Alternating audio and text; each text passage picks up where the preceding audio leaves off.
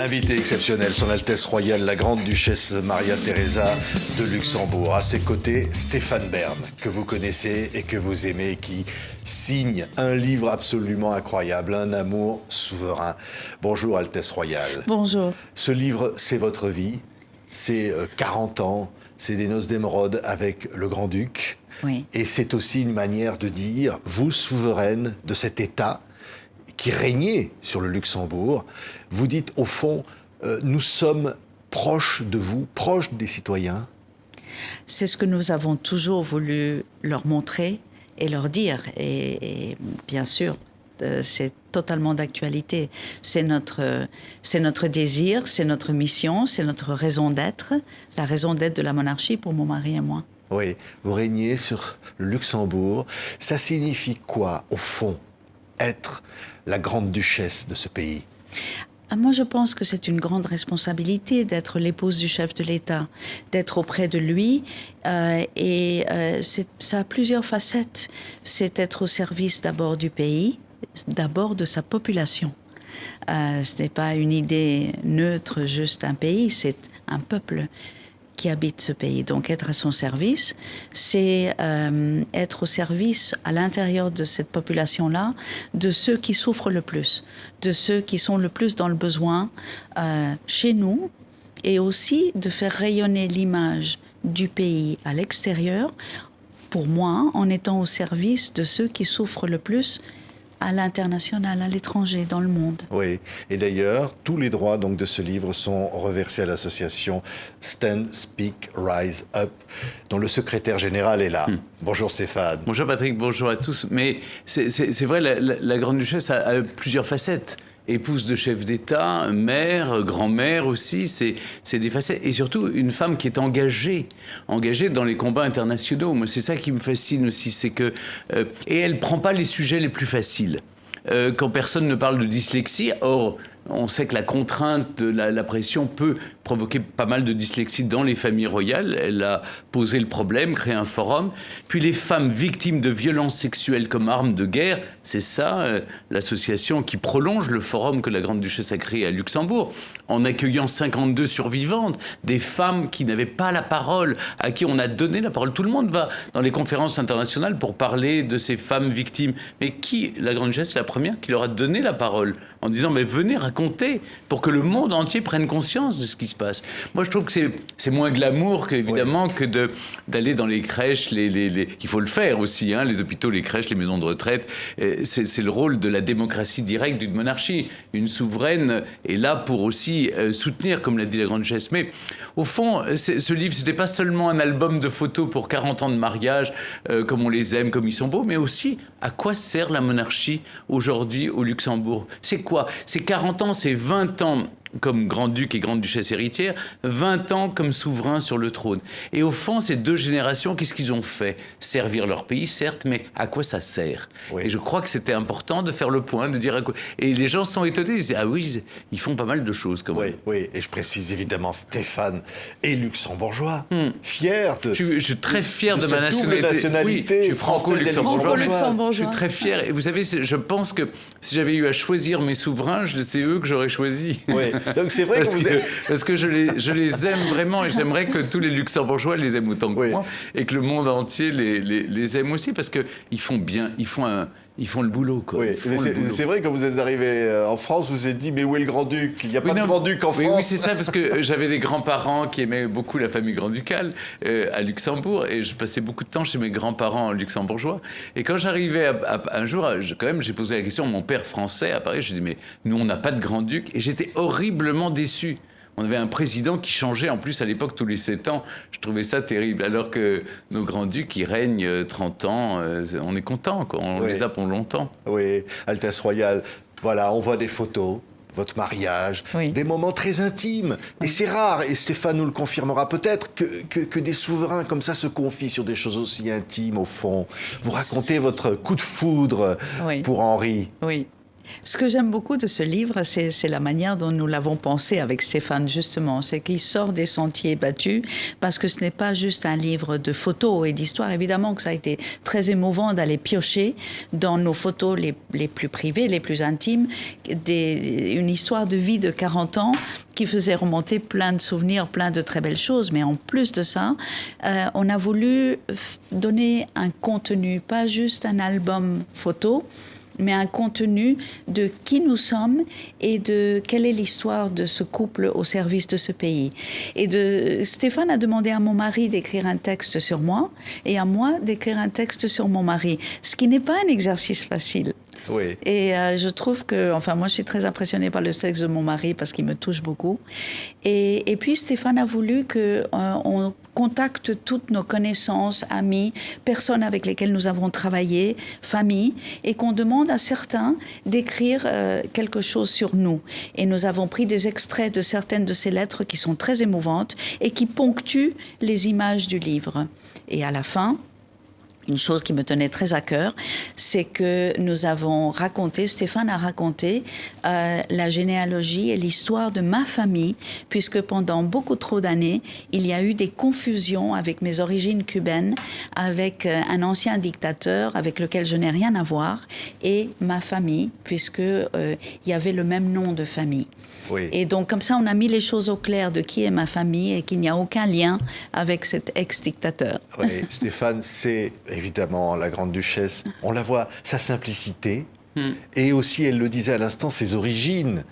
Ça, c'est très important, c'est très original. D'abord parce qu'elle est latine. Oui. Ce qui est merveilleux, c'est... Moi, je me souviens, et la grande-duchesse le raconte dans le livre, lorsqu'elle s'est mariée, c'était un rayon de soleil qui arrive dans un pays, il faut bien le dire, où il ne fait pas toujours très beau, ni très chaud. Oui. Donc, et c'est vrai que ce couple se complète bien. Le grand-duc est quelqu'un de plutôt taiseux, très réservé, une éducation anglo-saxonne, dirons-nous, et la grande-duchesse est latine. Mais au fond, c'est ça le Luxembourg. On est au carrefour de tous ces mouvements, de tous ces courants, à la fois le courant anglo-saxon et le courant latin. La France n'est pas très loin. Et donc, je trouve que c'est merveilleux de les voir ensemble, d'abord parce que leur bonheur irradie, ça fait du bien, et surtout parce que c'est le feu et la glace, c'est la chaleur méditerranéenne et la rigueur un peu germanique. Mais je trouve que ça fonctionne bien. Mais surtout, c'est vrai que la Grande-Duchesse est un personnage, moi, qui, depuis toujours, j'ai la chance de la connaître depuis 35 ans, me fascine. Elle me fascine parce que elle est d'une générosité incroyable, elle est d'une simplicité, et elle se dévoue pour les autres. Oui. C'est-à-dire 3 titres quand même internationaux. Récemment championne de l'action pour les femmes, de la cause des femmes, voilà, par l'ONU, éminente avocate pour les enfants de l'UNICEF, et puis ambassadrice de bonne volonté de l'UNESCO. C'est pas des titres qu'on donne à tout le monde. Vous voyez, il faut quand même en faire un peu, s'engager. On raconte dans le livre quand elle est allée au Burundi sortir les enfants qui étaient emprisonnés. Centaines d'enfants. Oui, voilà. Et ce qui est terrible, c'est que parfois, vous savez, après, c'est vrai qu'elle a une énergie incroyable, mais on lui dit après à Luxembourg, vous auriez pu quand même aller aussi visiter les prisons. Mais on ne peut pas, quand vous êtes l'épouse du chef de l'État, malheureusement, la Constitution, les règles, le protocole l'empêchent d'aller, elle, visiter les prisons luxembourgeoises. Mais alors j'ai été au Burundi. Elle a été au Burundi. Et vous voyez, donc c'est compliqué parce qu'aujourd'hui, on est à l'ère des réseaux sociaux, de tout. Il faut et la communication dans tous les sens. Tout le monde donne son avis. Et donc, je pense que pour donner son avis, il faut connaître d'abord. Alors, on donne les explications. Comme ça, maintenant, les gens pourront voir ce que fait vraiment la Grande-Duchesse. Oui, et alors justement, ce que vous faites, vous le disiez, parmi tant d'autres combats, les femmes. Ça, c'est quelque chose, depuis toujours, vous vous êtes dit, il faut se battre. Contre les violences faites aux femmes. Bien sûr, et partout. Le fait que je m'occupe des violences faites aux femmes dans le monde du viol comme arme de guerre m'oblige et me donne envie de m'impliquer encore plus dans nos propres pays et en Europe aux problèmes de violence faites aux femmes dans le domaine domestique et autres.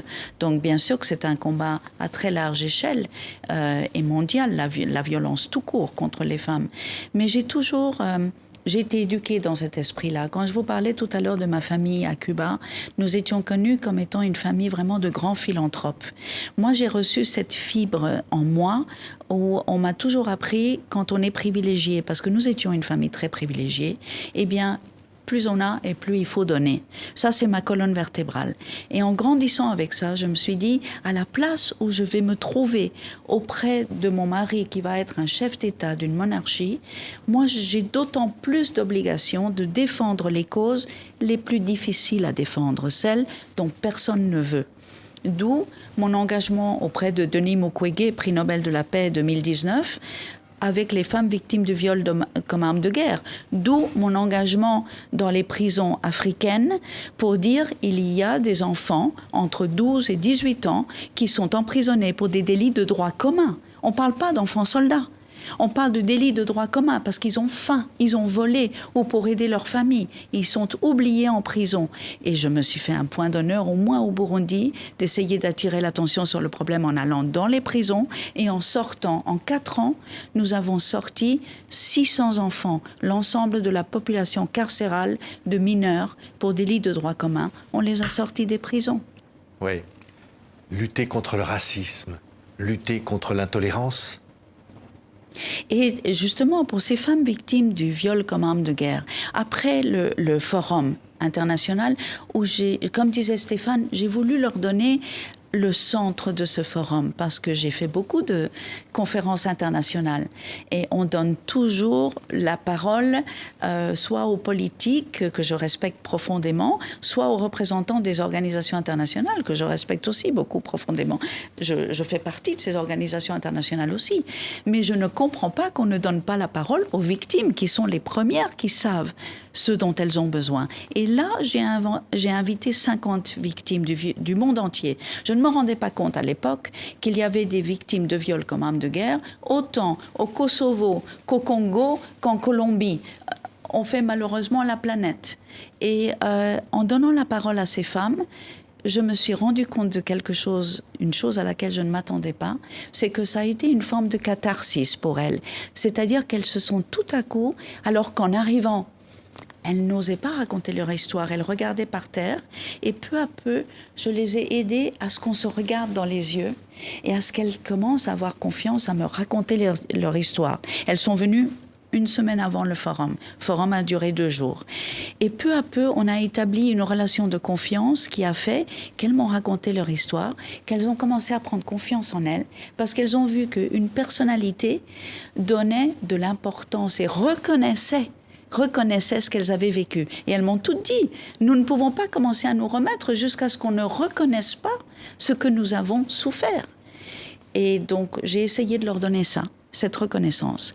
Et ma joie, c'est qu'aujourd'hui, la plupart d'entre elles sont rentrées dans leur pays et elles sont devenues les porte-paroles de ces autres femmes et elles ont fondé des associations à la tête desquelles elles se trouvent. Donc ça, c'est merveilleux quand même. Oui. Incroyable. Stéphane, c'est incroyable. Oui. Quand on entend la grande duchesse, c'est extraordinaire. C'est-à-dire, on n'a pas l'habitude d'entendre des monarques s'impliquer comme il y a ça. une chose quand même, parce que la grande duchesse le dit dans le livre, c'est que quand elle a épousé, quand ils ont commencé à se fréquenter, le futur grand-duc et la future grande duchesse, ils se sont dit, mais au fond, ça implique quoi, le rôle qu'on va avoir à jouer? Et la grande duchesse a eu à s'inventer un rôle, à habiter la fonction. Parce que elle n'est pas écrite dans la Constitution. Tout est écrit pour le chef de l'État, pour le grand-duc. À côté, on oublie un peu les femmes, d'ailleurs.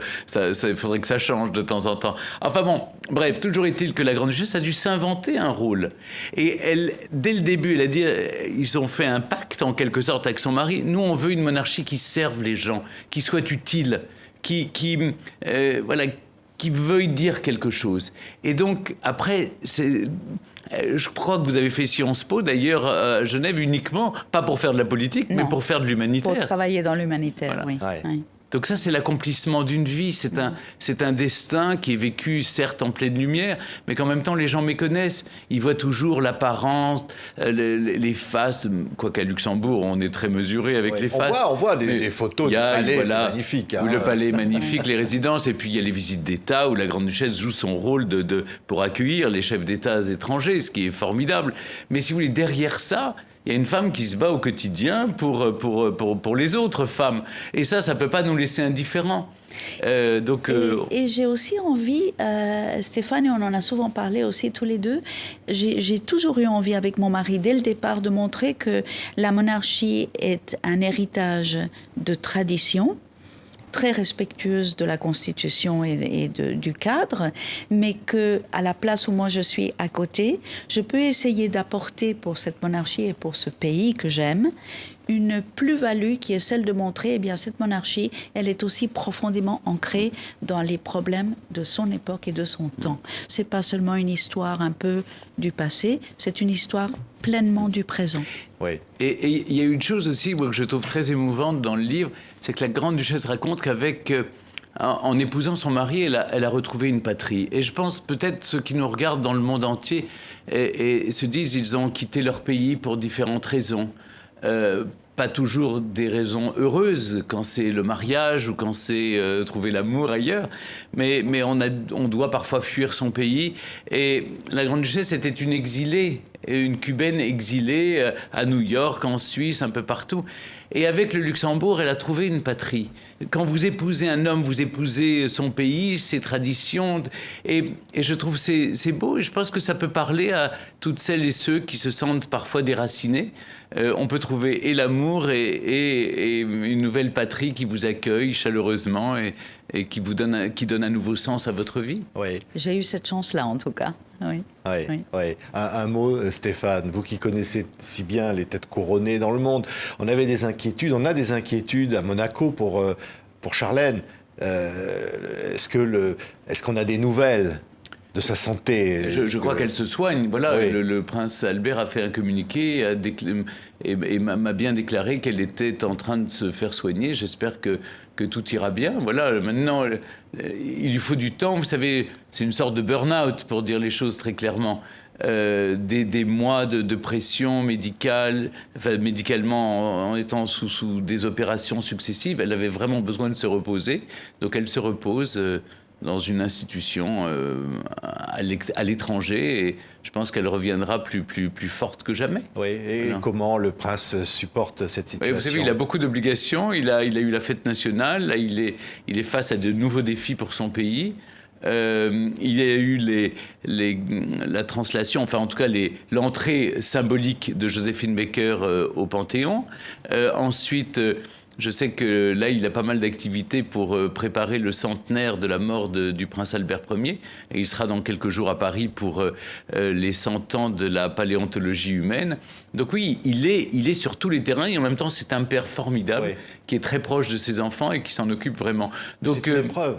Oui, c'est une épreuve, mais tout le monde en a dans la vie. Oui. Et il le fait, il y répond avec beaucoup de force, d'énergie et le sens du dévouement.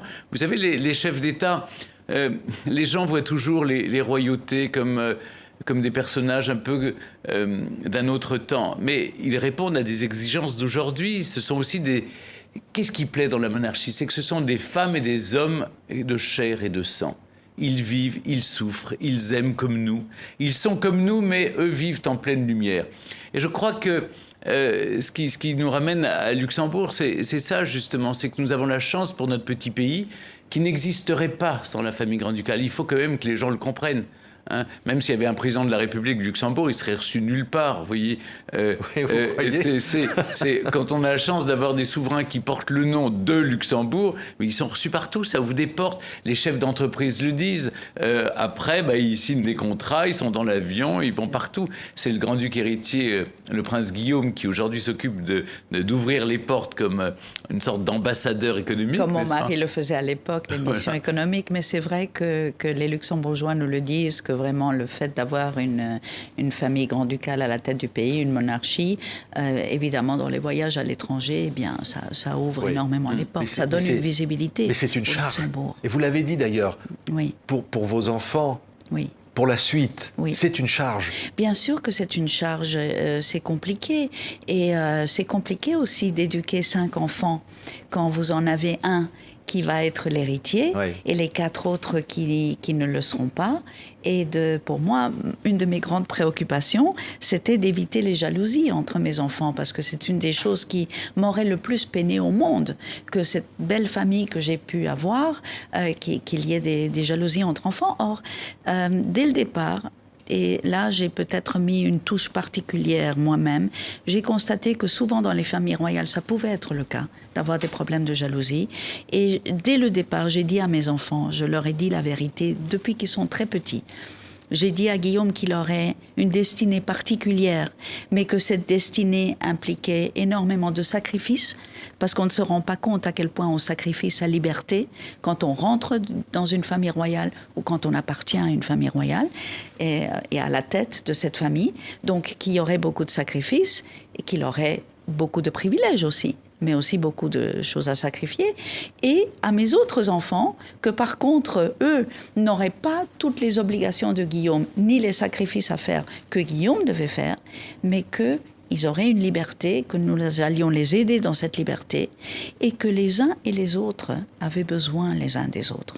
Guillaume était là pour protéger ses frères et sœurs, et les frères et sœurs avaient... Mais Guillaume a besoin de l'aide de ses frères et sœurs pour tenir dans cette charge qui est lourde. Merci beaucoup, Altesse Et royale. aujourd'hui, pour terminer, Oui. juste vous dire que ma fierté, ma joie, c'est que quand on demande à Guillaume s'il est heureux à la place où il est, eh bien, il dit qu'il est très heureux et très épanoui. Et ça, j'en suis très heureuse. Et quand on demande aux autres enfants s'ils aimeraient être à la place de Guillaume, ils crient tous que jamais de la vie. Moi, ce que j'ai préféré, c'est que vous avez signé le livre au Bazar International et vous avez présenté le livre à votre petit-fils, le futur grand-duc, dans 50 ou 60 ans. C'est Guillaume. Guillaume a pris le livre et lui a montré à Charles. Et Charles, du haut de son an et demi, regardait, reconnaissait à papa et à maman. J'ai trouvé ça formidable. Ça, c'est la transmission. Ça sert à quoi, la monarchie? À transmettre des valeurs et puis le sens du service du pays. Merci beaucoup. Merci à tous les deux, Altesse royale, Stéphane Bern. Ça s'appelle Un amour souverain. C'est Stéphane qui a trouvé ce titre. Hein. Magnifique. C'est beau. Hein, L'amour c'est plus ça. fort que tout, et en C'est même temps, l'amour c'est qui un est plus fort amour que tout. sur un trône, donc souvent. Oui. Merci beaucoup à tous les deux. Merci beaucoup encore une fois, Merci, Altesse Patrick. royale, d'avoir été là. Et Stéphane, merci. C'était une joie.